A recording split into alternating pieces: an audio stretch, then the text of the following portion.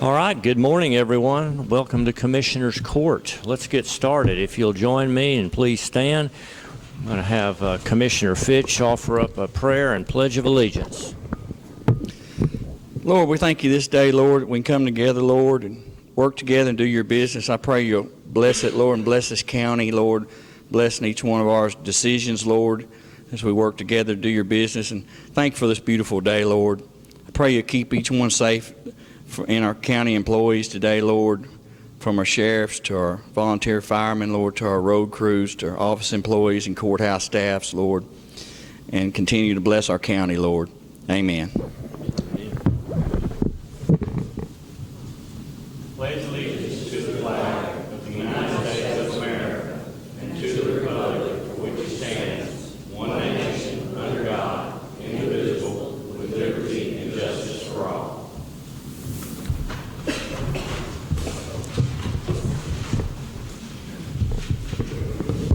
All right, once again, welcome to Commissioner's Court, Titus County, our second meeting of the month, or at least our second typical every other 2-week meeting. Today is the 22nd day of July. It's just after 9 a.m. here, 2019.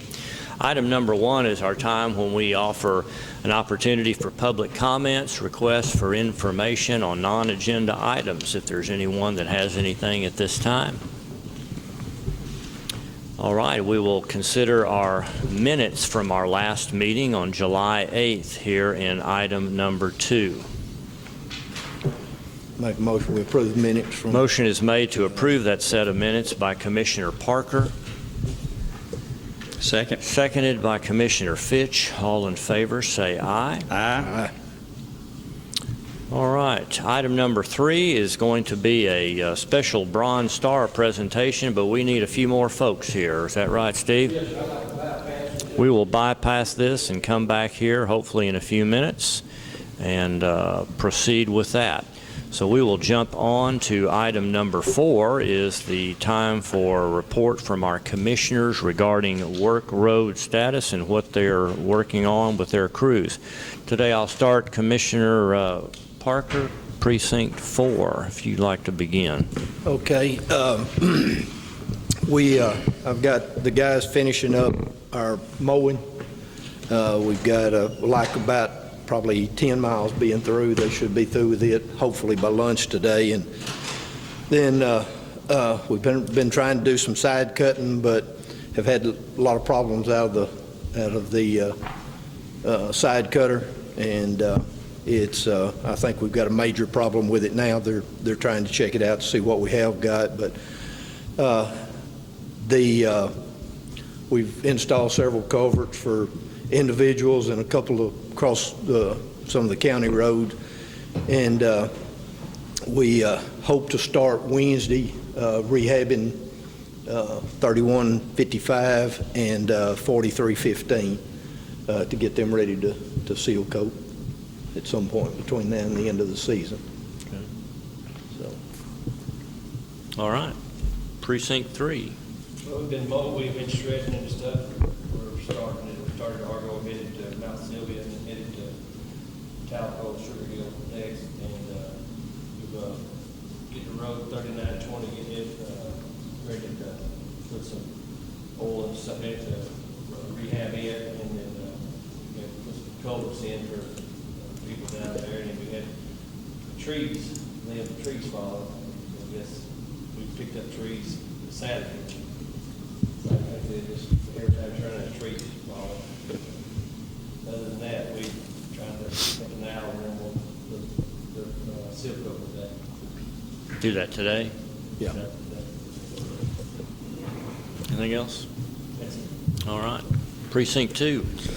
All right, we went out on 1200 and 1165 and 1070, and we paved over some big culverts that we put in.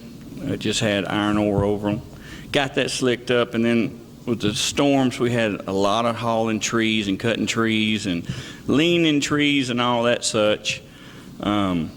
We've been mowing. We got 1220, 1240, 2600, 2650 all around the Blodgett, Monticello community. And now we're right at Winfield. We're going to get West New Hope and Marshall Springs area. This week we should finish that up, and we'll start about time to do a second round of mowing, start back behind the airport and head out that way one more time.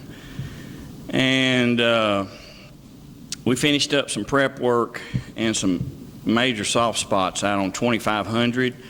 Got the road really good and passable, so we can do some chip sealing over some of those bad spots out there.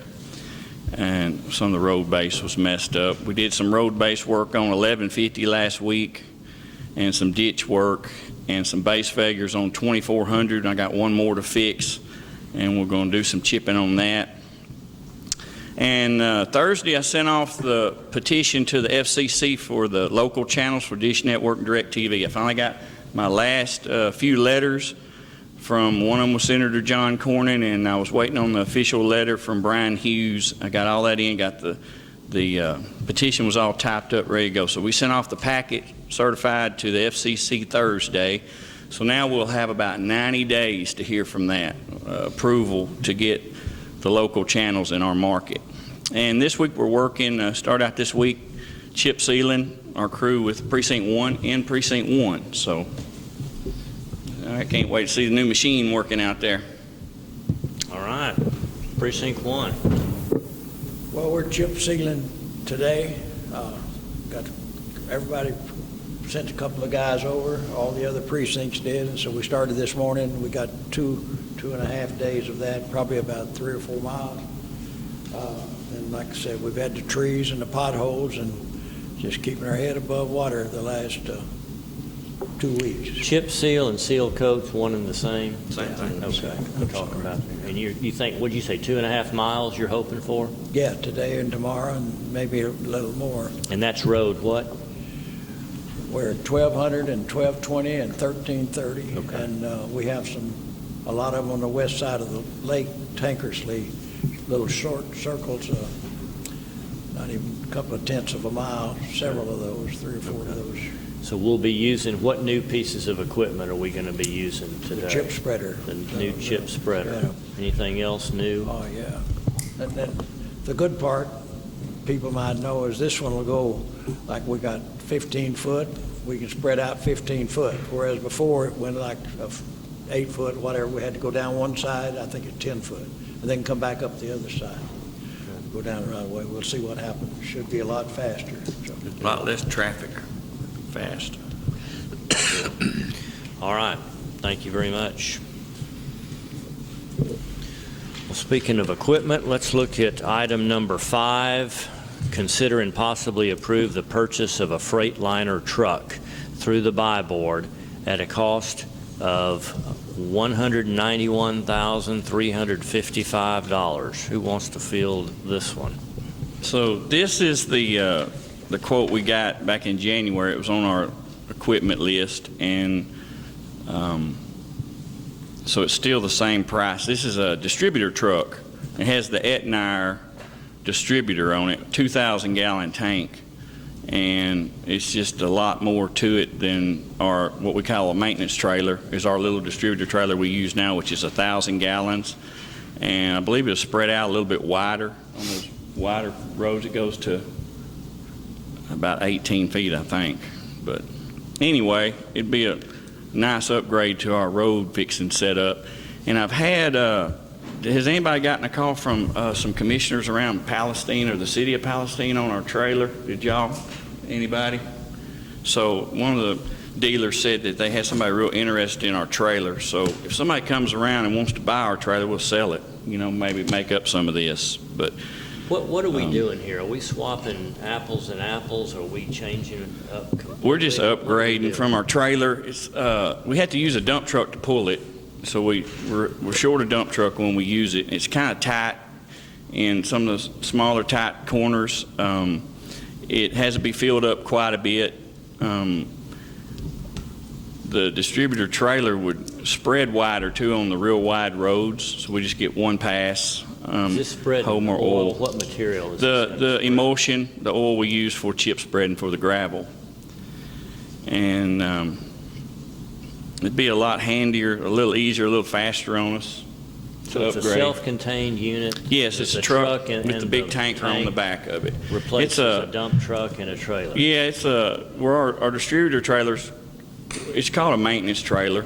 It is about, I think it shoots out 300 PSI, and this big truck will shoot out at 400 PSI if you're going to be fogging or if it doesn't get stopped up as bad. So it was one of the main pieces of equipment on our list when we put our list together back in November, December. And since we had the trailer, we was going to use it, keep using it. We can still use the trailer till we sell it for smaller jobs and for fog sealing when we go treat a road and do just a nice, like a driveway coating on some of our roads to protect them. It would be pretty handy to run and get that trailer and spray it. But I've had several offers, people that were real interested in it. I would like to just keep it for sale and try to sell it for $50,000, $55,000, something like that, and recoup some of the money on this truck. So if everything goes well. What's the capacity of our trailer? Trailer's 1,000 gallons, and this is a 2,000 gallon. So it's a lot less stopping and filling up. It'll go a little further down the road. So you think you could get 50,000 for what you're giving up? Yeah, I think we can get 50 for it. I cleaned it. Me and Jeff cleaned it up. It looks good cleaned up. The truck just a lot handier. I went and watched Franklin County use their distributor truck, and one guy, he rolled up, walked back there, pulled it down, drove off, and took off to the next spot. And here come the chipper. They have a chipper similar to ours, and boy, it laid it down real pretty. So that's what I'm bringing to the table, fellas. If y'all want to do it, I think now's the time. We had some money put back, and Carl, am I correct on that? That maybe there's about $200,000 after we bought that last chipper that was out of that money that was allocated for equipment? Well, there was. I didn't transfer all the money, because I had that. Yeah, I thought you transferred it all back. I moved it back to general county. So. Yes, to general county, yeah, but it was voted on to use for equipment. That's right. Yeah, and we just didn't get to it quick enough, so well, let's try this other. I think it'd be a big help to our crew using the distributor truck, and it'd free up a dump truck too. So I don't know what y'all's ideas on it. That's what I have. So it is $191,355, and it's on the buy board. Other comments on this? There's a little, if I could correct it a little, the trailer, we give about $70,000, $70-something thousand, just bought it last year, so it's fairly new. It only holds 1,000 gallons, and you have to have a dump truck to pull it with, and it's got some other than having to have a couple of trucks with, this oil is hot when you put it down and then put the rocks on it, so it's got a heater on it.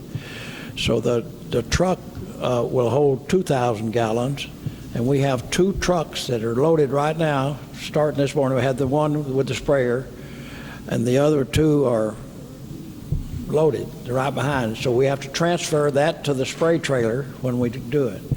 But the last I thought, when we talked about this before, I understood that they didn't have this in stock. They didn't have one in stock, and then we would have to have we might well use the trailer through the summer, because Jimmy had a buyer, but now this guy with Aetna, the manufacturer, has somebody in Athens or Palestine that's interested. We don't, some city, not a contractor. So if we got if we were able to get it. The other thing about the sprayer trailer, talking about the more pressure, you can go like 20 foot easy. It's 20, now, our sprayer will go that far, but if we try to go the full amount, it gets thin on each end, not enough pressure in this trailer. So it really does need to be replaced, but I don't know. And this one is in stock. I don't know how long it would take to get bids or whatever it would be. It seems high. seems a little high, but I wouldn't have a clue. But we do need it. If we're dedicated to seal coating, and I think we are. And now Jimmy and Dana are trying some magic stuff out of Waco. I'm anxious to see how it works. I think it might work. I'm anxious to see what it costs when we get it compared to this seal coating. So. And then we seal coat that too.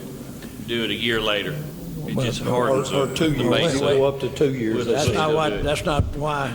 I just think the cost. And then if you seal coat, put it on a year or two later, you're still going to have to consider that cost also. Whereas if you seal coat it, we know it'll last 10 years or. Most of that in mind is to stabilize the ground, to get it where it's solid. Right. My roads are just material. I'm just going to try something to build them up, and that's going to cost.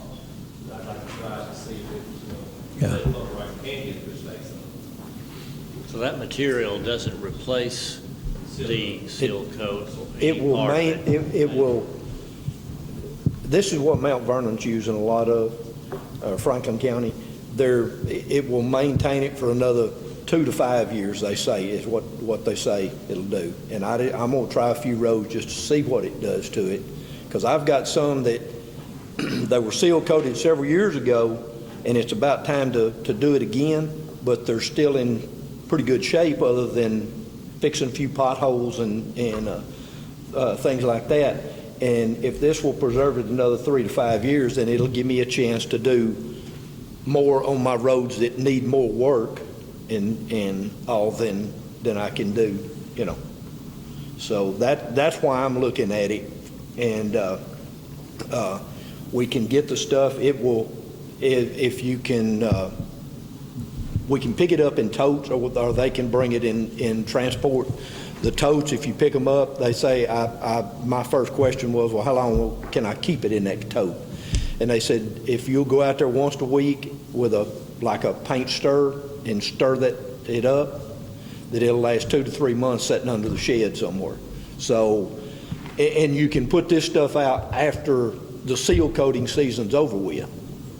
It will go out then. So, and one other thing that I'll throw in about that we were talking about, I was talking to Al's guys Thursday out there. The thing about some of the roads that they're going to try to do this week is you've got to try to back that trailer hook behind that dump truck all the way down that road and come out with it in order to distribute the oil. There's not enough room to go down there. You can't spray going in and then come back through the oil. You've got to back down there and spray coming out, and then they'll go in with a chip sealer. So we were talking about that the other day out there I was with Al's guys about that, and was asking them how they were going to work that. And he said, well, we're going to see how it goes. It's going to be an experience trying to get that trailer backed all the way down there. Some of them are, they're dead-end roads, and you can't go all the way through, so they've got to back it in there and come out. And some of them got cul-de-sacs in the end of them too. So I don't know. The truck would be easier, but that's an awful lot of money. So this trailer we bought less than a year old, we're now deciding that's not the best way to do this. It's probably a year and a half, 2 years old. Yeah, We used it one season. We used it last year. It was bought this is 19. It was bought in May or June of 17 is when it was bought. It was used part of that season, and then all last summer is what it was used. It's awkward. It's awkward pretty to get around, but it's. If we buy the truck, we'll clean that trailer up and get it ready to go service after we get through using it. As soon as we get this truck, it's probably take a couple of weeks to get this truck, a week or two. And we can put it under the shed and put it back on the market. I'll call everybody that we need to sell this trailer and get it going. And if we don't sell it to an individual, we could still run it through maybe Ritchie Brothers or McGonigal or something, and put a limit on it that we want, and see if we can get the minimum bid for it, So ain't no. I'd like to sell that. And that'll help recoup on this truck. Will this truck get used enough to justify $191,000? Yeah, it'll probably get used for 20 years, wouldn't you think? That gonna be rascal's for a going to be, long that time. chipper lasted 40 years. We owned it almost 40, at least 36 years or so. It was used when we bought it. So, yeah, it's a lot heavier duty setup and easier to get around in. So on my list, the chipper and this truck right here were the two top main items to me, especially in the chip sealing business when we got our list together back in December or something in our meetings. And the reclaimer, those three pieces, pretty crucial. After we buy this and then talk about this tractor on item number 6, are we done buying equipment? We should be unless there's an emergency. But like the tractor on number 6 is going to be budgeted through Precinct 4, so he'll be paying for that, paying that back. So yes, I think so. We decided to use this. We might be able to beat that price on that truck. Mm-hmm. And we decided to use it, this trailer one more time. Like I said, it'd take a long time, and that truck requires maintenance, a lot more than a chip sealer, and it only costs two something. So that's a lot of money for that truck compared to the trailer, which is usable. The trailer is, and we are using it, and I'd like to have one of these. That seems like an extreme amount of money. We haven't had any other bids. I can't remember if I bid those other bids in December or not. I'll have to go back and look, because this is one I brought to the table. So we can rebid with other companies for sure and make sure before we do anything. I understand you brought that one to the table because it's the only one available. Anybody else takes 6 months to get. That was probably it. That's what you told me. He had it sitting there. Yeah. Okay. And then, he sold 2 or 3 cents in. So. Yes, it is the buy board. So it's already. Yeah, and they're buy board, but. I don't know. I thought So buy board should be a pretty low price, and we get 2% back. that's Freightliner. This is Freightliner quote. This is a truck dealer, not the spray company. It's going through RB Everett, though, through Udo Birch. That's their company. This is the quote they sent me. That truck to pull it, those dump trucks, $70,000. Yeah, so the actual truck itself is $76,438. Okay. The Etnire sprayer buy board price is $114,917. So it is a buy board price. So That's the bulk of this is your through cost. RB Everett, actually. It says Freightliner out of Austin. That's probably where the original truck originated from or something. The bulk of And they'll the train cost is the sprayer itself. One thing about RB Everett, they have that Etnire guy there, and he comes and trains. He came down to Franklin County. They've owned their truck 2 years, and he was over there one morning. I was talking to one of the commissioners, and he was retraining them again, and they're going over their truck before they took it out and started doing some chipping just to make sure they were up and up. Two guys out there this morning with that chipper. It's a good company that shows us and helps us. They'll come back every year to start off the year, make sure it works. That's the sprayer. All right. What y'all gonna do on this, I'm going to make a motion that we purchase the truck. along with the spray? Yes, the whole Right package back. deal's $191,355. It's through RB Everett Company, and this one's in stock on the buy board, and we should have it within 2 weeks probably. Motion's made by Commissioner Fitch. Purchase Freightliner truck and sprayer, $191,355.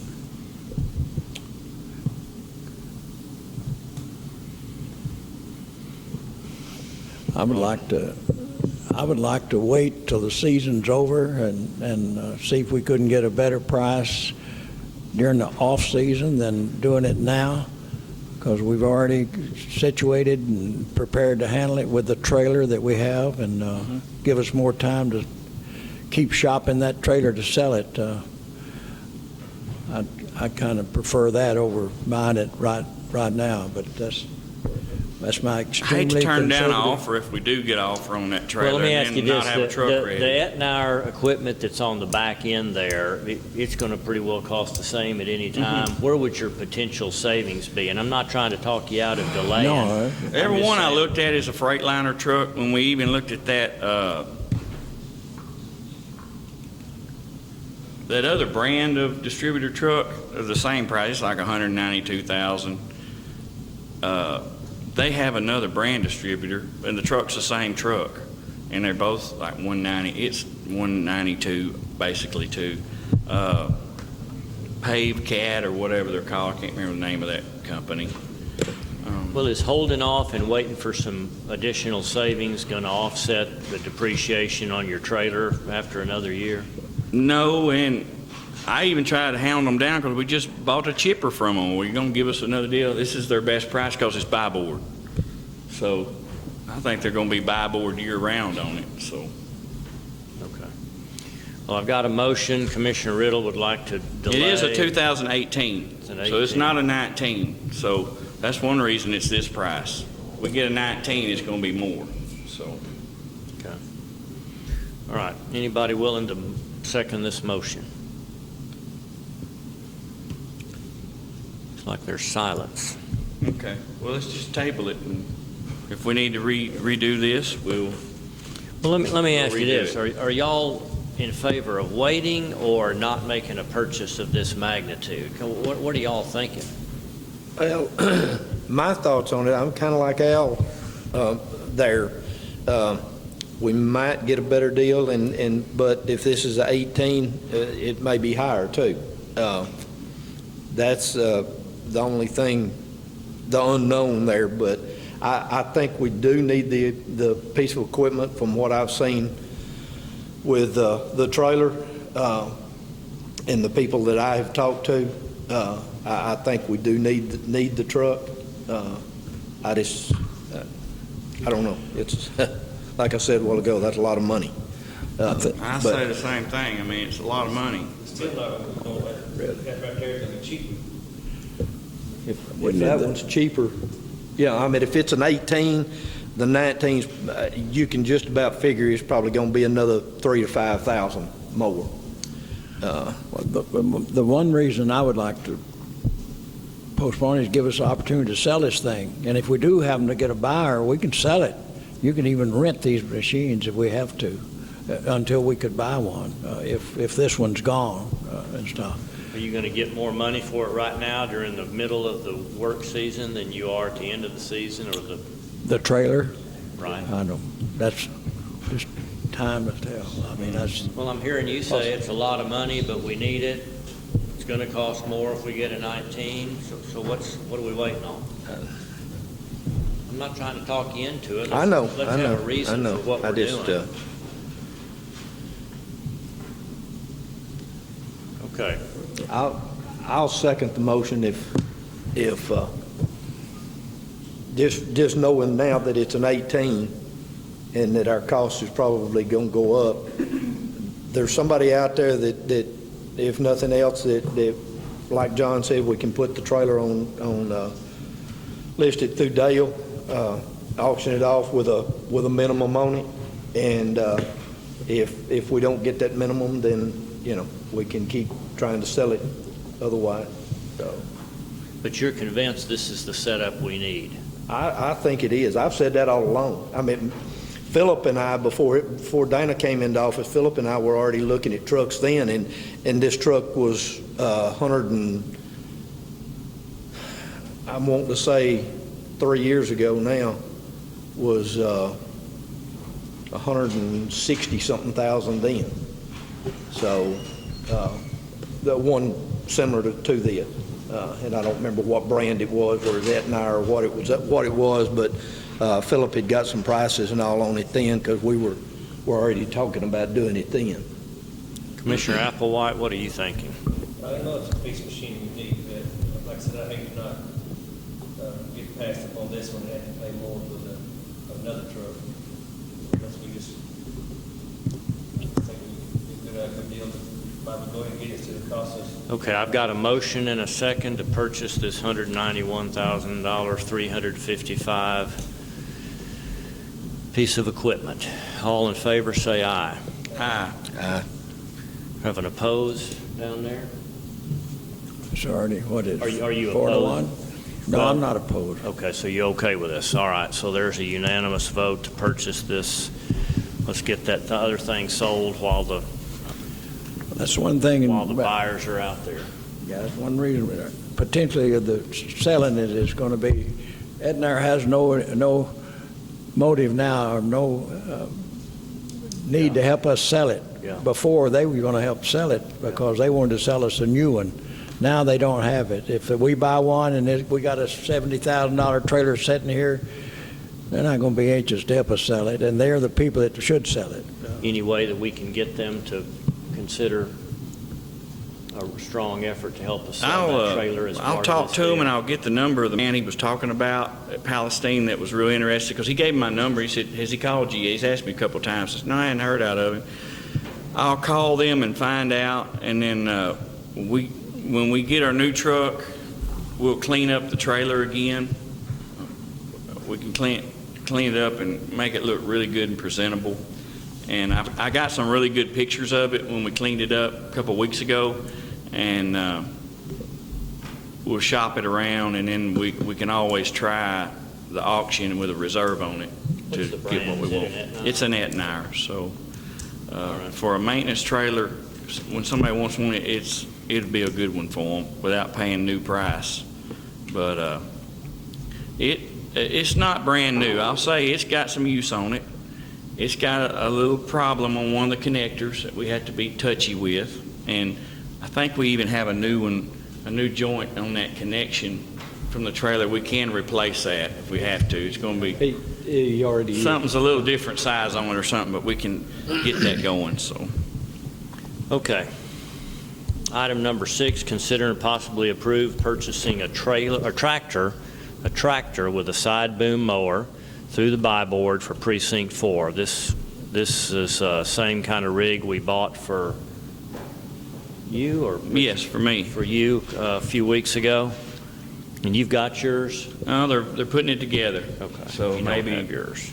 a couple Okay. weeks Well, this more, is for maybe, Precinct 2-3 4. weeks. Commissioner Parker, what do we need to know about this? Okay, my side boom mower and tractor, the mower itself is 32 or 3 years old. It's probably got 300 pounds of welding rods on it where it's been welded together.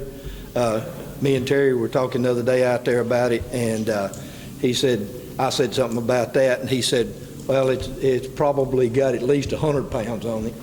And I said, now then we think the motor has gone out on it. The last year and a half that Jeff's been keeping records, there's been nearly $8,000 spent on it. I know I spent, before Jeff started keeping records, I had another $3,000 to $4,000 that I had spent on it then, and just trying to keep it together and keep it running. Thought about seriously just buying the mower itself and having it installed on my tractor, but my tractor's got right at 3,000 hours on it, and no, it's got 3,400 on it. And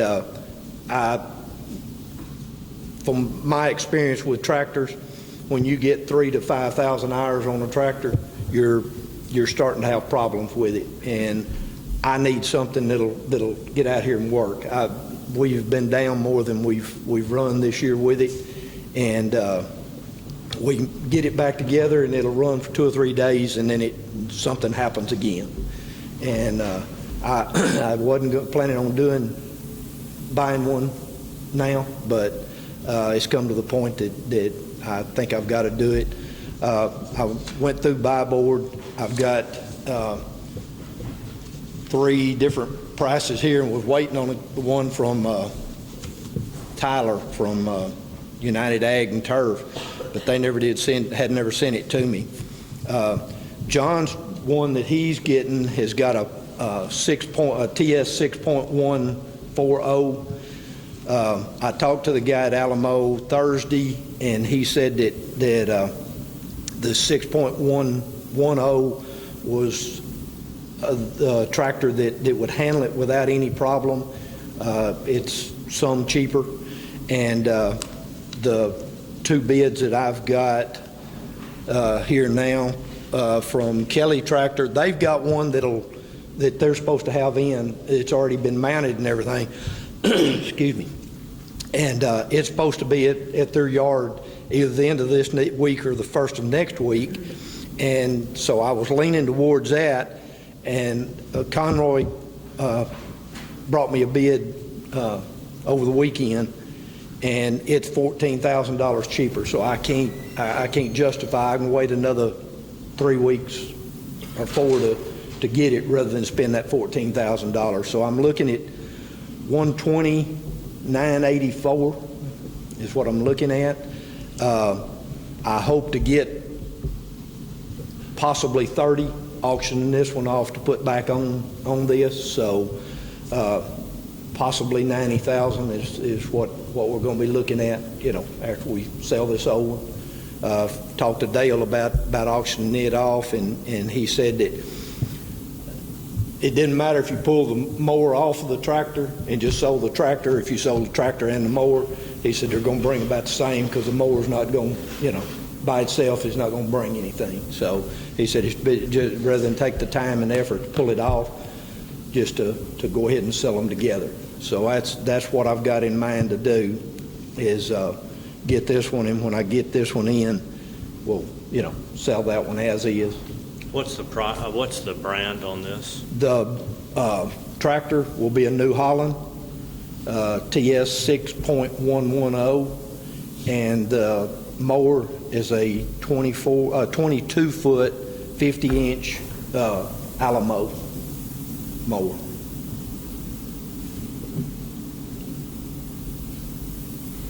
And I would like to, if at all possible, I'd like to borrow the money from General County, and then I'll put whatever we get on this other tractor back on it. I have a question on that. Okay. On that tractor, my plan on mine is to take all my side cutter off my old tractor. It's got 4,500 hours on it, and I think it's got some problems. We're going to try to work on it, see if we can get it tuned up where I can use it for a mowing tractor. It has a really wide turning radius, and I may talk to you about that tractor, but I think Mr. Riddle's ahead of me on that. Are you still thinking about maybe getting another mower tractor just for pulling a shredder? Maybe you could use it. My tractor's okay. Okay. My shredder ain't no good. Shredder was messed up. Okay. So I may talk to you about that tractor and then sell mine. Okay. And then make up the difference or something, because it turns a little sharper. It's got a few less hours on it. Because I just need it pulled by a 10-foot shredder. So we can possibly talk about that too, one way or another. Yeah, we can. We may have to end up selling them both. So. What's your motion? Make a motion that I'm able to get this tractor with mower for $129.84. Second the motion. And borrow. And borrow what add that you into don't your pay motion. down. Yes, sir, and borrow from General County this amount until we can decide on the other tractor and get whatever we can back out of it. And then what are you going to do with those proceeds? Put them back on this. So that your net borrowing is from county is whatever the difference. Whatever is the to difference is, yes, Purchase sir. less the sale. Yes, sir. Okay, there's the motion to purchase $120,984 New Holland tractor and Alamo mower with plans to sell the existing tractor and mower, and net purchase price to be borrowed from county reserves at no interest under usual terms. Second motion. Second by Commissioner Fitch. All in favor, say aye. Aye. All right. Okay, item number 7, report from Glenn Calvert, Preferred Complex Designs regarding remodel feasibility of the courthouse annex. This is something we've talked about for years, and a few years ago, we made a motion to, quote, study that building to see if it warranted a remodel. And when I say did it warrant, was that building going to have some problems that would really make it not a suitable remodel environment over there. But before we did anything, we wanted experts, and we're glad to have Glenn and his team here from Preferred who have studied this building, and they're going to tell us what they have found to help us decide how that building fits into our future as far as an expansion of the court system with a new courtroom and other things. So Glenn, thank you for being here. Thank you for providing us with this report, and we're ready to listen to what you have to tell us. Okay, I brought with me today Jeffrey Boone, works for me. We both looked at the project together. He did a lot of the report writing, did a lot of reviewing, so I'm going to let him field questions, in particular related to the report. And if anything else that I might have to interject, I'll interject as needed. Okay. This is Jeff. We've all got copies of this that you prepared for us. Have you all guys got a chance to read through the report? Mm-hmm. Any questions that I can address? Well, I think, me personally, I'd like to hear your comments on, does it make sense for us to pour a significant amount of money into that building to achieve a new courtroom with currently vacant space? Or does that not make sense and we need to start looking at something else, new construction elsewhere, new construction over there? I don't know what other options might surface, but what I want to know is, and you know, we've had comments from other architects that have said that building is too old, don't pour good money after bad in that building. So that's kind of what I'd like, is your opinion on that, and you've got the data here to back up your opinion one way or another. Right. Well, I think there's pros and cons to each way. I mean, pros is you already have all your courthouses over there, and cons would be you'd have to find a new building and you have to restart. There's major issues that we saw regarding life safety and egress. You know, if there were a fire in that building, there's no way of notifying anybody that there is a fire there. No way of knowing how to get out of that building. And I think there's areas in that building where back offices, if there were a fire to occur, you know, it could even fall down from the floors above. And not knowing how to get out of that building is major concerns to us. And would you agree with that as well? Yes, I would. One of the problems with any modification to a building is that you've got constraints in that building that you're going to live with from now on. The parts and pieces that we're talking about adding to that building, potentially a new courtroom, there is space to put that courtroom in there, but I believe in order to do that, we would have an open-ended design contract, an open-ended. Can I get you on the mic so that folks at home could listen? And potentially an open-ended construction contract, because there are lots of unknowns. We looked in that building for at least 2 or 3 days, and every time we were there, we found more stuff. We just finally had to wrap it up as far as the report was concerned. But there are places that building, I believe the overall annex is built up of at least 4 buildings over time. At one time, there were load-bearing masonry walls that separated one part of the building from another. And those masonry walls have been compromised, and in fact, a lot of them have been completely taken out.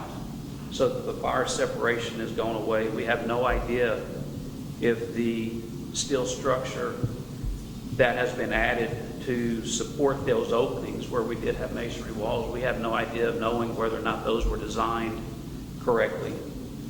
I will say this, it is a can of worms. And you would, go ahead. Something to add to that, we just inspected what was physically, you know, we could see we didn't remove any walls tear off any constructed property? Everything we saw was above ceilings and, you know, in the cracks of the walls and things like that. I guess the two main components, actually three. One is life safety now, fire alarm, fire suppression, things like that. We didn't find any fire alarm that was working in the attic, and that's a wood structure. If there was something happening in the attic today, there's a good chance no one would know about it until the roof caved in. And then the other part of it, as I said, during the design and construction of a potential remodel of that building, there would be unforeseens located, you know, often. So in order for the commissioners to enter into a construction contract, it would have an open end on the end of the contract for unforeseen things that weren't in the construction documents, because we just can't see everything. That's everything from foundation issues to mechanical, electrical, plumbing that may be hidden, or I should say is hidden. And then even if you got through all of that, you still got constraints within that building. I'm not saying that the courtroom is bad now. Obviously the two courtrooms work, but then there's some of those components that you would try to work around that are constraints for future design of the new courtroom. So as a bare minimum, we need to, if we were to do a major remodel up there, we would need to bring the fire suppression and notification system up to standard, which means are we going to sprinkle that building now? It does have to be sprinkled. Whenever it had the separation from the load-bearing masonry walls, it was kind of compartmentalized. Now those compartments go away because the masonry walls are no longer there. There is a square footage limitation in the code, which requires it also to be sprinkled. So we're above the square footage limitation. Okay. Heating and air conditioning units, do we have adequate? Is it worn out? Is it okay? Will it Most cool? of the units that we saw were They were within 10 years, but I would say that the ductwork is not efficient. Above the attic space, it's just a maze of ductwork. It's just been added on and patched. You know, it's doing the best you can with what you've got. But most of the mechanical units on the roof are, like Jeffrey said, 10 to 12 years old. The ductwork is packed in the ceiling. I'm not saying it's efficient. It's just wherever you could find a place to run a duct, that's kind of what's happening. Okay. We did see problems with the roof. You saw pictures in there where the roof was flooded. There's no overflow scuppers, and there were some areas of that roof that had, 3 to 4 inches of water on it. And water is one thing, but whenever that happens in wintertime and it potentially freezes, snows, you start getting loading on there. And without knowing what that roof was designed for, a lot of that roof was built back in the early 1900s. There's some potential there for some problems in the future. That is a gravel roof, am I right? It is. Correct? Yeah. And it stays leaking all the time. Sir? But it leaks all the time. Every time we get a big rain, we're always repairing that roof. Yeah. Where is it leaking? I wasn't aware of that. Where does it tend to leak? One of the main places is the district clerk's office. The other place is over in the where Chuck Bailey, the old jury room or courtroom, Yeah. in that area, that building. Those two, and this one over here, the annex, the furthest west, I guess, is always around that air conditioner. It's in the district clerk's office, and then it leaks around. I mean, every time we have big rains, it leaks. I'm just curious. It would be better to tear it all down and start a new building. I mean, the cost, does that even make sense? There's a lot to wrap your mind around, and one of the things that we talked to Judge Lee about it, a few weeks back was we'd be more than happy to sit down and have a study session of the process. Like Jeffrey said, there's some pros and cons, and if we do go forward with a replacement project, there's a lot of steps that have to be done. What are you going to do with the existing buildings? And Where you, I should say, what are you going to do with your existing operations? Where are those going to go? And, you know, we could even throw some square footage cost at a building like this and give you an idea of what the potential cost might be for a new one. One thing about it, George, if you did build a new building, we're talking about building a courthouse that's going to last for 70, 80 years, so my suggestion would be you do bonds on it. You don't try to borrow money in the bank or anything. You get better interest rates on your bonds and just do a bond. We did that. Will you pull that mic up? We did 'Cause that. I can't hear you. 15-year bond on the right-of-ways. You know, you could probably do something like that with the jail. We did a 15-year bond on the jail when we built the jail. That's, I don't know how much it costs we're talking. I don't know if you can build what you need for $5 million or $3 million or $10 million. And that's one of the other, that would be part of the study, and we talked about some needs assessments. What facilities are in there, what's going on in there now, what needs to be replaced. Is there, I should say, are there plans for some additional offices, you know, as the county grows? So since it would be planned for a 70, 80-year use, you know, it takes some foresight on the part of everyone to be sure that you're building the right building. And that's the task unto itself, but would be something that I would recommend even before determining what a potential budget for something like that might be. Back to your question, I mean, to help us determine if that would be the case is exactly why we did this. And I've got to tell you that, you know, what I'm thinking now and what I was thinking 3 years ago is different. I thought that we could easily get what we needed in the way of a new courtroom over there that would last us another 20 years. But you still don't address the need. You don't bring up to standard. I was not thinking in that frame of reference about security needs, safety needs, fire suppression and notification needs, not to mention all the other things that they've brought up. So yes, absolutely. If, you know, I'm thinking there ought to be an alternative. There's got to be a better alternative to spending, you know, $1 million over there potentially, and we don't even know if that would do it by the time you dealt with the problems that you're talking about. You know, just replacing mechanical systems to heat and cool the building and sprinkling that system and is going to be a sizable expense. There is a lot of problems there, and you know, you said you're opening up a can of worms. Once you had a price from a contractor, he's going to tell you, but Yeah. I reserve the right to add on to this contract anytime I run into an obstacle that I didn't know. And who knows what that size of that obstacle might be. So that $1 million could be $1.5 million. I don't know. Well, that building, the courthouse, I don't know, but this courthouse probably has some of the similar problems of renovating it. I think Carl is right. And didn't the state have one time aid to a new courthouse? Did they provide some kind of aid? For new courthouses out, it was for preserving historical courthouses. So this okay. wouldn't qualify for that. I got you. You know, then but if you, on the other hand, if you scrap the idea of a remodel, then you've got to start the process. And I like what Glenn's talking about is there is a methodical way of making decisions like this. We don't jump from step 1 down to step 5 and start looking for a place to build this. We need to figure out what do we need. How long is it going to last? How much space do we need? I don't know if we've got room over there on that block.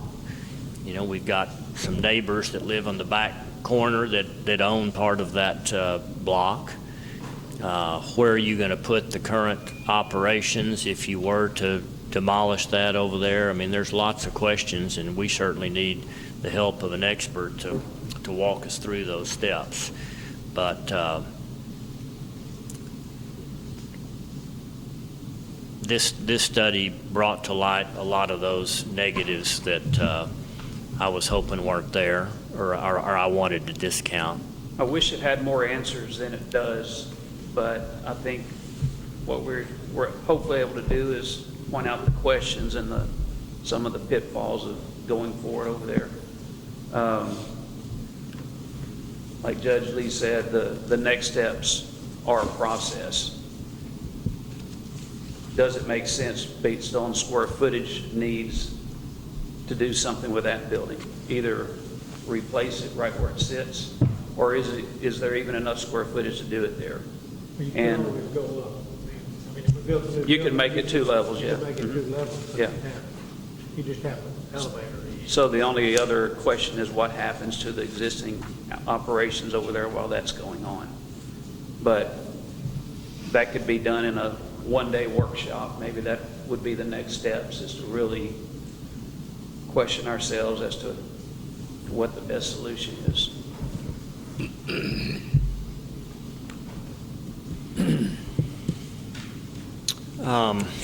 What I don't want to happen is for us to look at this report as, oh, well, we can't remodel that building and then forget about it. Whether we do anything during our tenure on this court or not, I think we need to start the planning process for the future, however you define the future, whether it's a year from now, 5 years from now, I don't know. But I would like to begin that process of deciding what is the next step. And again, I don't know what that next step is. That doesn't mean moving it to a different site. It doesn't mean remodeling over there. It doesn't mean demolishing that property and building there. I don't know. I don't know what the answers are, but we got to start that process. I think the first step would be to ensure that you have some sort of fire alarm situation over there. I couldn't verify, or we couldn't verify, that anything over there worked related to alarm. Whether we work on that building or not. Yeah, that would be something that happens now, like now. Yeah, and I'm aware of that, and we are aware of that, and our fire suppression company is aware of that, and I've just been telling him, let us get to this point. But that's something that may require, $10,000-$20,000 worth of work just to get a functional fire alarm, much less sprinkling the building. I'm not sure I'm interested in sprinkling the building, but I sure would like to get it to where if a fire started in that upstairs, we know about it long before that roof falls in. Yeah. So give me some direction. My suggestion would be we sit down with Glenn and his team and let them kind of map out for us. Here would be a process that you would go through when considering a project like this. And again, whether we hand that over to the next generation or whether we start the plans for that now, we need to start somewhere.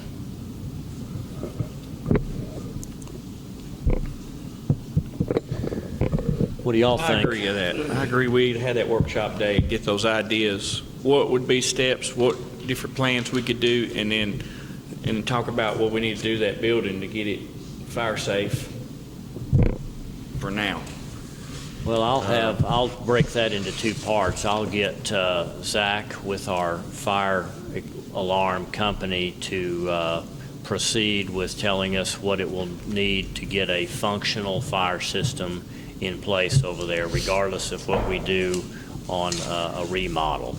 And then I'll get with Glenn and we'll map out a date in the future, near future, to sit down and let you kind of tell us, here's what you would be here's the steps you would want to go through as you assessed a need of this size. Okay. That sound all right to you? Mm-hmm. Okay. And if your fire alarm subcontractor has any questions about what we saw, it'd probably be good if we could at least talk a little bit. Or Yeah, he for wants sure. to come here, that's fine. We can meet him here as well. For sure. Okay. All right. Jeffrey and Glenn, we thank you for your efforts on this. While it's not all good news, it's news that we needed to hear Okay. one way or another before we made a foolish mistake. Okay, sounds good. All right? Thank Thank you. Thanks, guys. Moving on to item number 8, which goes along with this project right here. This is a project that we had initially approved back several months ago.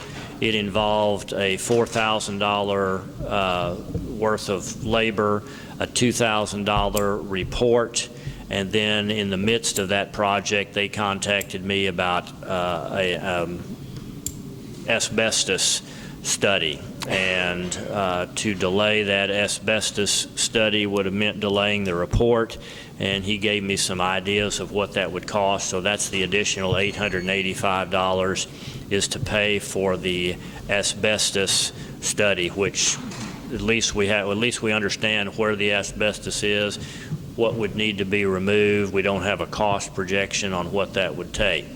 But let's approve, if you will, the payment to Prefert for the work that they did on that annex, including the labor, the report, and the asbestos analysis.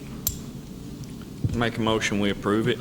Motion's made by Commissioner Fitch to pay this bill $6,885. Second. Second, Commissioner Riddle. All in favor, say aye. Aye. Okay, item number 9, consider and possibly approve requesting a bid from Texas Association of Counties for health insurance. And you want me to start? You want to start? You want to give kind of your background as to why we've got this at your request on the agenda? I just want to get a bid on health insurance for our county employees to compare it to how we're doing on our self-funded insurance, and to see where we stand on it, and to see it for myself and see what's changed in the last few years.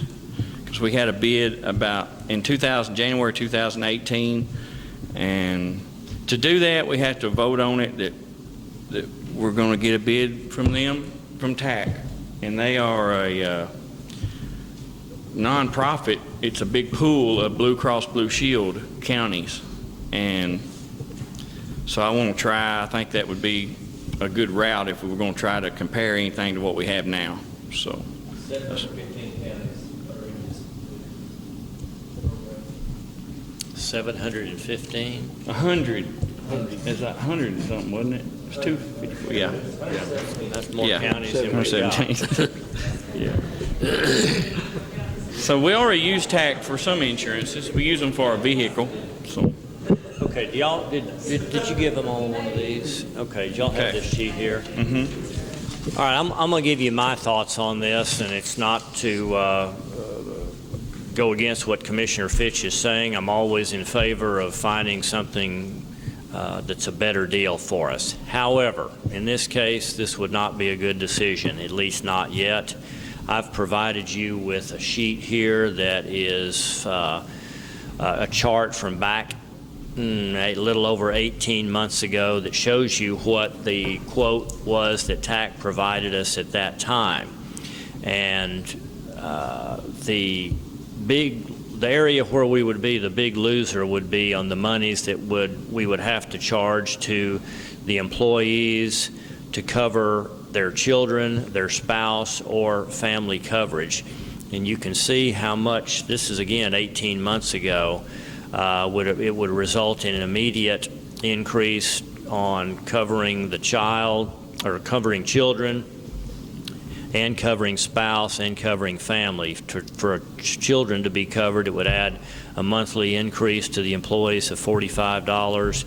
To cover their spouse only would be an immediate $170 increase per month, and to cover employee plus family is a $145 immediate increase.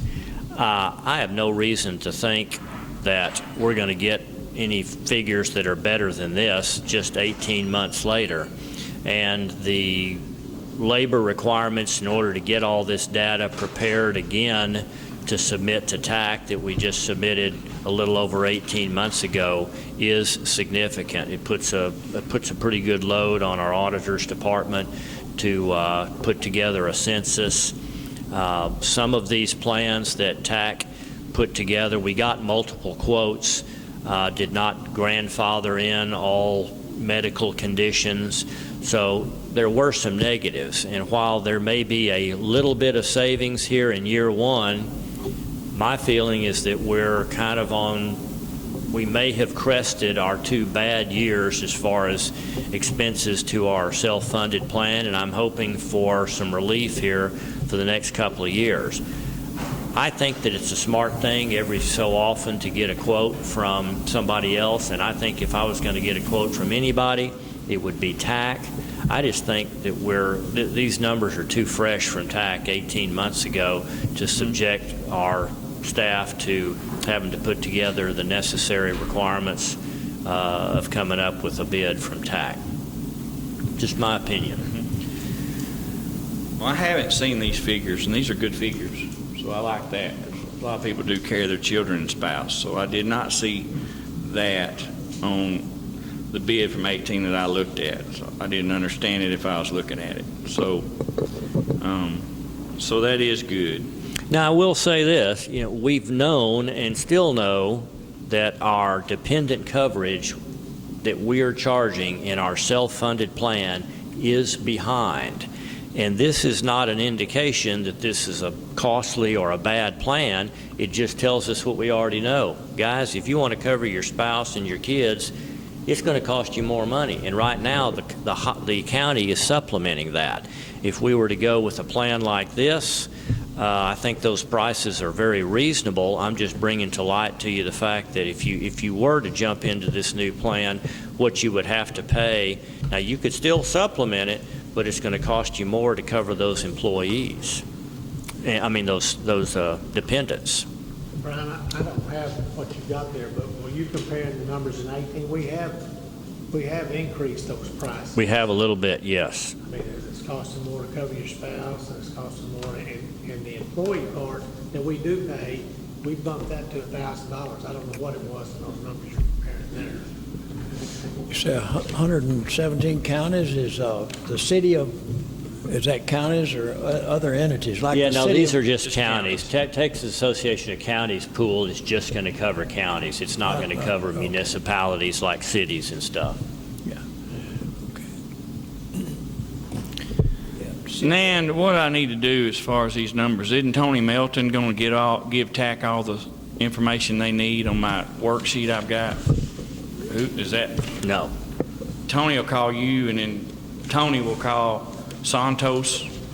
That's what I was understood. No, They would basically it'll be a bunch of information that is only available through our payroll department. I don't know. I don't know how it was gotten before. I don't know if Sharon would be the one that would take. Census report is just a report that you pull that anyone, I mean, from my understanding, I looked to see what data would our office have to collect and provide if we went to forward, and I was instructed at that time that all of that's done through our consultant, which would be big and bottom. They would complete all of that. We don't have access to the claims information. The only thing our department, from my understanding, with the census report line, is just a report we print out even more. So the other components at this point, I don't know what the auditor's office would be. Well, I've looked at it. It would be significant. It would be significant. I mean, we've done it before. I will say this, It came from last time, and they said it didn't come from us, it came from Higginbotham.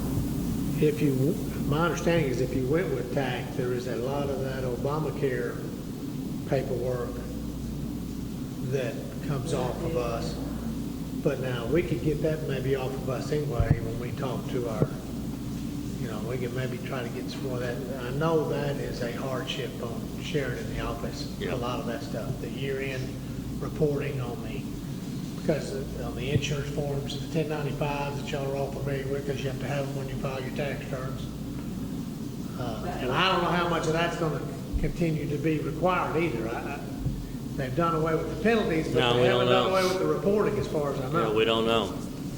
So, I mean, there's a lot of reporting that's a burden on the office right now that may or may not be if you're with TAC, because if you're with Blue Cross Blue Shield, they send those forms out, not because you're not self-insured. What's it going to cost us? Would Higginbotham do those reports for us if we paid them, since they're our advisor? They would. What's that gonna cost us? Maybe not More money? Higginbotham, Wouldn't be somebody. Higginbotham. Somebody it'd be they a get to. Third party, yeah. I think it costs $500 and something dollars to submit forms, but then that other $500 they waived. We brought them.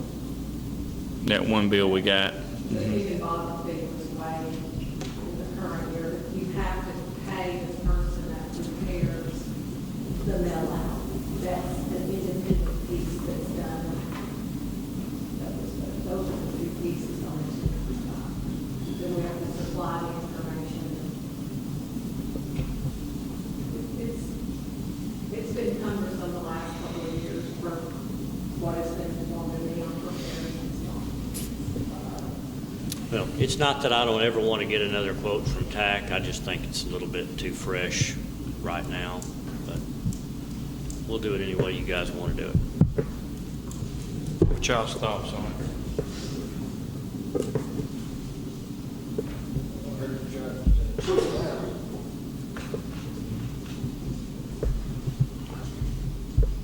Are they willing to come meet with us and Who, TAC?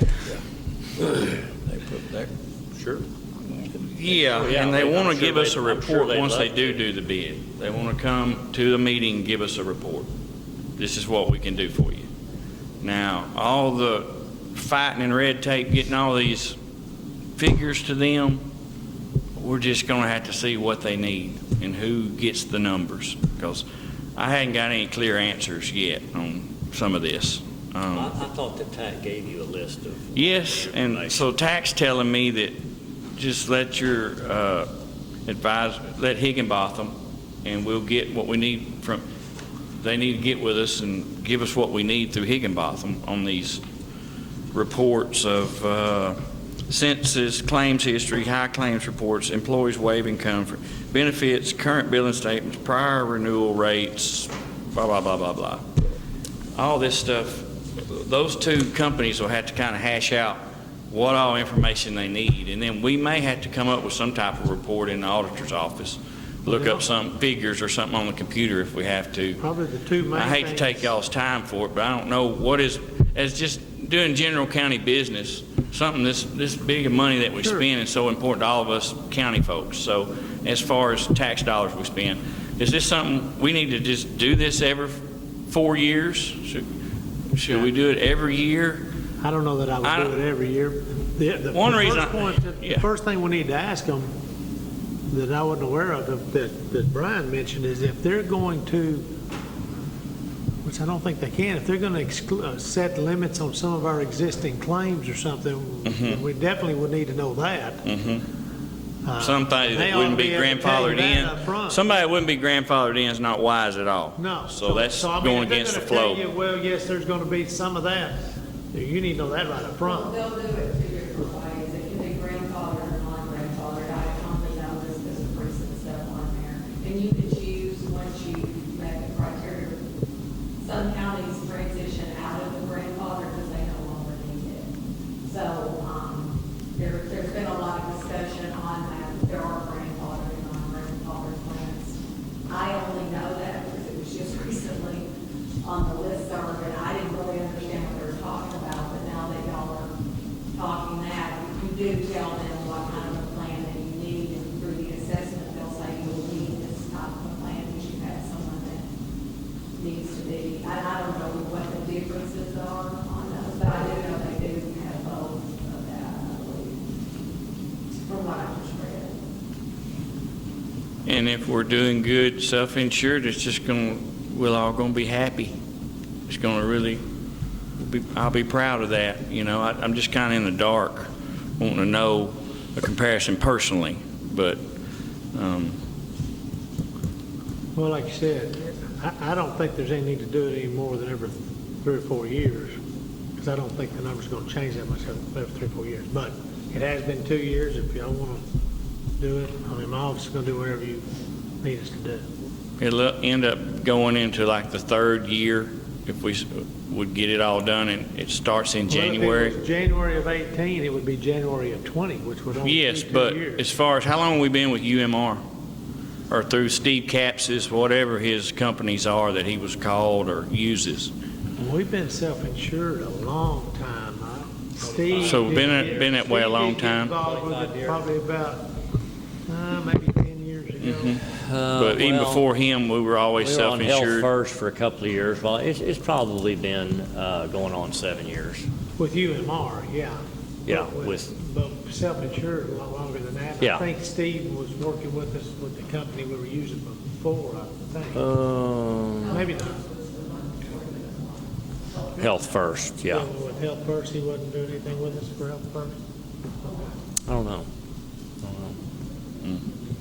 Well, if you got a bid now, I don't think you're going to be able to implement a new plan by January 1. I don't think, not without causing a lot of heartache. So I'm just not sure that the time is right for this bid, but How much time we gonna need? We're already What we making- need to do, a year ahead of time, and Well, say we'll do it in yeah. 2021? I think It'll you start- I then? think you start Well, I don't know if after the those prices will stay the same. well, the But prices are going to adjust. Remember everything's this, going in up the pool, anyway. they're going to adjust those prices Yes. annually, Yeah. and it's going to be dependent on a whole lot more than just what Titus County's claiming. It's more than just calling them and giving us a price. It's a lot to it. I know that. But I don't know how it's ever gotten done before, to myself. I don't know how it's ever been done, why people don't check what they're spending. It's tough, and it's not an easy thing to do. I just want to get the approval to see if I can work it all together with all the auditor's office and what everybody needs, and see if it can be done. Because apparently it's a pretty big deal going around. The counties are using it. We went with the risk management school, and we heard a lot of good things about it. And apparently they're doing it, and this is what they do for a living, helping counties and insurance companies. Blue Cross Blue Shield is the insurance company. There's bound to be a way to do this. And the first step is us to officially make a motion that we're going to get a bid from them. And we're just asking to see permission to do it. And then if they say, no, get in there in that paper, and they say, no, there's no way we can compete with what y'all got, they'll just tell us, and that drops it, and it's over with. So I can get you a report on what they say. So that's where I'll leave it right there. Okay, you want to make a motion? Make a motion, we get a bid for our health insurance through TAC. Motion's made by Commissioner Fitch to request a bid from Texas Association of Counties for health insurance. Second by Commissioner Applewhite. All in favor, say aye. Aye. No. Okay, moving on to item number 10, consider and possibly approve the purchase of 11 Avaya IP, that's Internet Protocol telephones with power supplies for the Justice Center at a cost of $1,045 plus $65 for programming. At our last meeting, we talked about achieving You said 65, is it 65 or 650? 650. Okay. We talked about what we're trying to be able to do here is to tie all departments of the county into the same phone system so that you can conduct station-to-station calling and a few other benefits. When we did that for the sheriff's office, which has not been done yet, Sheriff, we're working on that, we had to approve the purchase of a license and some programming costs in order to accomplish that. That's being worked on now. We just approved that expenditure a couple of weeks ago. So in the weeks ahead, we'll be able to communicate with your office station to station. In order to do that at the Justice Center, how we get there is a little bit different. For one thing, they're having, with their current old partner system, it was still made by AT&T, but it's a partner versus an Avaya system. They've got some hardware problems over there that are causing some problems with communication on those phones. That was one issue that we looked at, while at the same time we talked about what would it take to complete the interconnection of the Justice Center with the rest of the county. Well, we couldn't do this a couple of years ago because Suddenlink did not have all the fiber optic infrastructure in place at that location and at the sheriff's office. So we couldn't have done this a couple of years ago. We're only now able to do this. In order to affect this and fix the program and fix the hardware problems at the Justice Center, the simplest way to go about it would be basically you throw away the phone system that's at the Justice Center right now. It's old and it's not working right. And with the purchase of these telephones, Seth Thurman with Lantana Communications, who handles all of our phone system work, can connect all the stations at the Justice Center with the main system that's housed over there at the annex, and would tie them in with all the other stations within the county. In order to do that, you would purchase refurbished telephones, not brand new telephones, 11 of those, and spend about $650 for programming. And we would also, I know this is technical terminology, but we would port some of the Suddenlink provided telephone numbers over to the Justice Center. We would no longer use Southwestern Bell at the Justice Center. So that's going to save us some money on long distance calls. I don't know if that's significant or not, but we would eliminate that Southwestern Bell long distance cost, and it would be a fraction through Suddenlink. So this would be the final location to tie into a total interconnected county communication system via telephone once the work is done at the sheriff's office and with the purchase of these telephones for the Justice Center. About $1,700 in order to do that.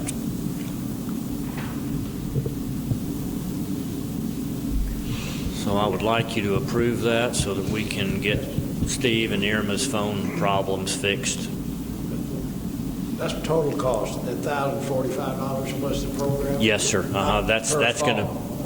No, that's correct. That's not per phone. That does 11 telephones at a total cost of $1,695. I'll make that motion. Okay, motion was made here first by Commissioner Applewhite, second by Commissioner Riddle. All in favor, say aye. Aye. Okay, thank you. Item number 11, consider and possibly approve a change of location for monthly foreclosure auctions from the north steps to the south courthouse steps. Tim Taylor brought this to my attention, and it makes sense for a couple of reasons. First of all, we've got major construction going on out here that's going to continue through Labor Day. But more important than that, Tim says that north location is tough for several months of the year, 4 to 5 months of the year, because you got the cold winds there, and you got somebody being forced to stand out there on the steps. Sometimes it's Tim, sometimes it's other financial entities that are having to stand out there to conduct those first Tuesday of the month auctions on foreclosed property. And why it was originally established as the north courthouse steps, that may be something that's recommended statutorily, but it does require a vote from the Commissioner's Court if that location is changed. So Tim brought up this suggestion while we're in the process of doing the work out here. Why don't we make a permanent change to the south steps and let that be the new location for the monthly foreclosure auction? Question? Question? Oh, goodness, but that's going to be dangerous all the time. Why? Because that's a through street, and you've got people coming and going there. That's a through street, where the north, that's closed off, probably. I mean, that's the street this way, that way, I'm not understanding you, and I want Well, to. I'm saying First Street is busier than your Third Street over there, or Second, whatever it is. Well, we're not talking about drawing big crowds to this. Sometimes, yeah, we're talking about, even on a busy day, you might be talking about 6, 7 people out there. Oh, yeah. Yeah, these are not big, massive crowds or anything like that. But I understand what you're talking about, and if it was a matter where they were all spilled out into the street, I would understand what you're talking about, but that's not the case here. Sometimes there's not even any properties up for foreclosure. The other times, you literally can have the person who is bringing the auction to us be the only one standing out there. The general public may not even show up. So I don't think that the traffic issue plays into this equation. I think putting them here at the south entrance simply blocks the north wind and potentially, other inclement weather on those sale dates. So, did I hear a motion down here? Motion Commissioner Applewhite, second Commissioner Parker. All in favor of making the change permanently for the monthly foreclosure auctions to the south steps, say aye. Aye. Thank you. Item number 12, consider and possibly approve a change or of procedure related to the payment of bills to convert to a weekly payment. Carl, you want to explain this? Yeah, the legislature approved this year allowing counties to pay the bills weekly. We pay some bills weekly anyway because we don't have any choice of a utility bill but none of the other procedures are going to be different. Are still going to, everybody's going to okay their invoices. It's just instead of waiting every 2 weeks to pay them in court, we'll pay them as soon as we get them processed. And then at each court date, I will bring all the claims list in for the whole 2-week period if there's more than one or two or three. This doesn't circumvent any of our approval process. No. Just makes it a little easier on the auditor's office, and it makes it a little easier to pay the bills on time. We don't lose any transparency here by doing this. No. Because right now, any significant expenditures are still going to have to be approved through court. And we'll review, we'll still have an item on here to review and approve the bills, just the reading of the bills or the list of the bills or whatever. We'll just bring in, instead of 2 or 3 of these printouts, there might be 4 of them because it'll be 2 weeks in between. But it makes it a little easier to pay the bills and not worry about getting them paid on time. Okay, so the benefit is to our vendors, they get paid a little quicker. It's not changing any of our procedures. No. And it lets us pay the bills a little quicker because we can, instead of having one run a check every 2 weeks, it's this high. You spread them out more evenly within the departments. Right. If you get something, you can read the deadline, you don't have to Right. give late fees. Right. Okay. We tend to do that anyway because we'll do what we call a live check. We got around it by doing live checks anyway. But we'll just pay the bills and we'll be a live check. I'll give you the reports each court day. Annette, is this a good idea? Wonderful idea. Cheryl, you think this is a good idea? Great idea. Signing my name 100 times. Well, you still sign it. You just sign it half. One time. That's right. That's right. Okay. Well, there you have an explanation. Do you have any other questions for Carl about this item? Make a motion that we'd start doing this. Okay, motion is made by Commissioner Fitch to change our procedures related to payment of bills and convert to a weekly payment system rather than bi-weekly or sometimes even 3 weeks. That's right. All in favor, say aye. Did I get a second? No. You wanted to, though, didn't you? Commissioner Applewhite seconds it. All in favor, say aye. Okay. Item 13, consider and possibly approve adding Cheryl Preddy to the county attorney's office account. No. Wow. There's something's got to be wrong here. This is a request from Mr. Coburn, who, as you know, is away on assignment, serving our country in Kuwait and Afghanistan, and he tried to find the best way to accomplish what he was trying to accomplish for his dual signature system, and he felt like Cheryl would be a suitable second party to sign those checks coming out of his department. Is that about it? Okay. He felt Cheryl was more I second trustworthy that. than anybody else. I second it. Okay, I had a motion here, and I had a Want in on the second by second on Commissioner that? Parker. Applewhite and Parker. Cheryl. We all seconded it, I think, Cheryl. All right, all in favor, say aye. Aye. Okay, apparently they trust you, Cheryl, that's good. Item number 14, approve oral and written reports.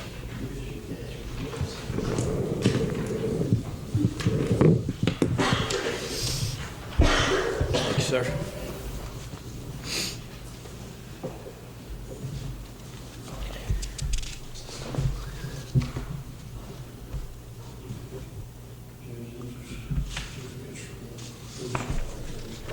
What would you like to do? Do you want to proceed with this without them, or do you want to postpone this?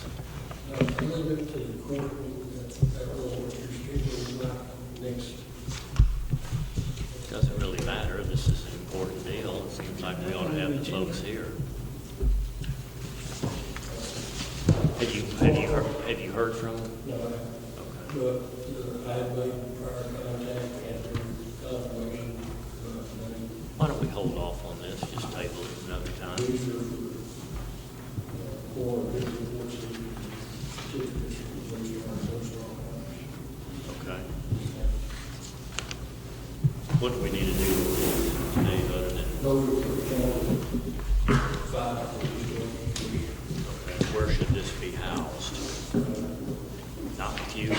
Not necessarily, we've got the Fort Sherman certificate for the state. In your office, for the city.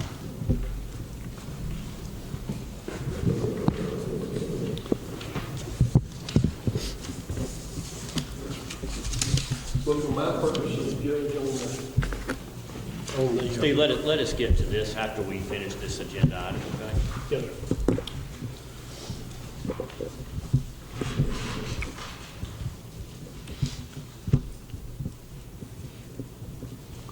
Make a motion, we approve the oral and written report. Okay, motion's made by Commissioner Parker for approval. Second.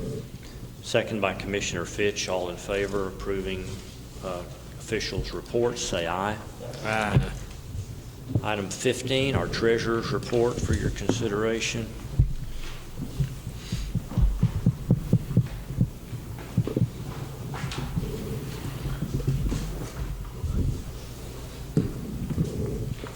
Thank you.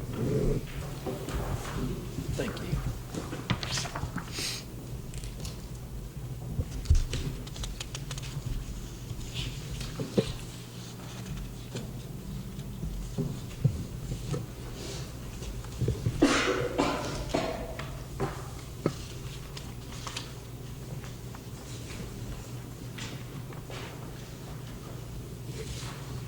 Two things to note on those reports, Judge. One, we've already gotten our $4 million from the state. The bond payments are due next month, but we've already gotten that money in. The That's check in came those- in? Check came in, that's in That's those. early. Good. That's in those reports, and then if you look at that Fund 19, John, you're gonna see I've only got $9,000 in there because I pulled that money back out, so I'll just have to put it back in.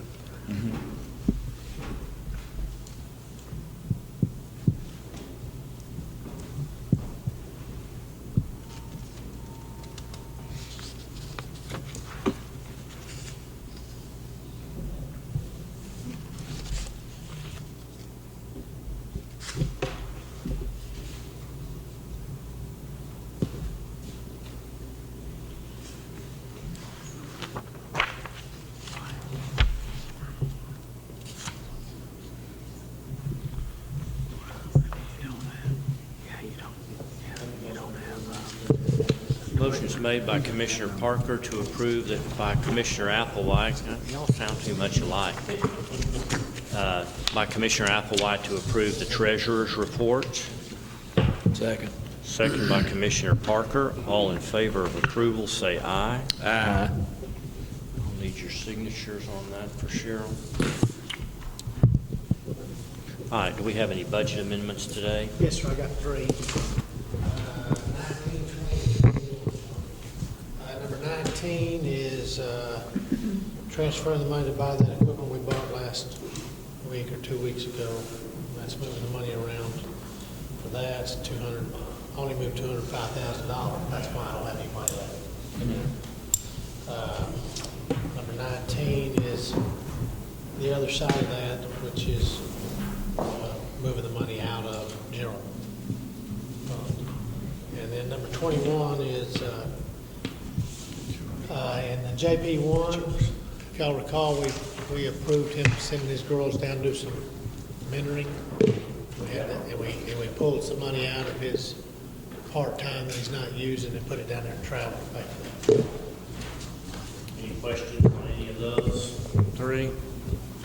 We'll need a motion to approve these three Make a motion to entries. approve. Motion is made by Commissioner Fitch to approve these three budget amendments. Second. Second by Commissioner Parker. All in favor, say aye. Aye. I'll sign those in a second. Okay, item 17, sign pay orders, approve payment of the bills. Make a motion to pay our bill. Motion, Commissioner Parker. Motion, Commissioner Second. Parker, second, Commissioner Fitch. All in favor, say aye. Aye.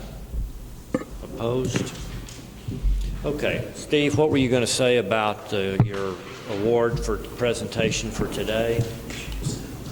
For the VSO purposes, all we need is to make sure that the certificate is entered into the record. However, for the presentation purposes, if the court is of the opinion that they would like to wait until next month's first meeting of the month to make a formal presentation to the family, we'd certainly bow to the wishes of the court.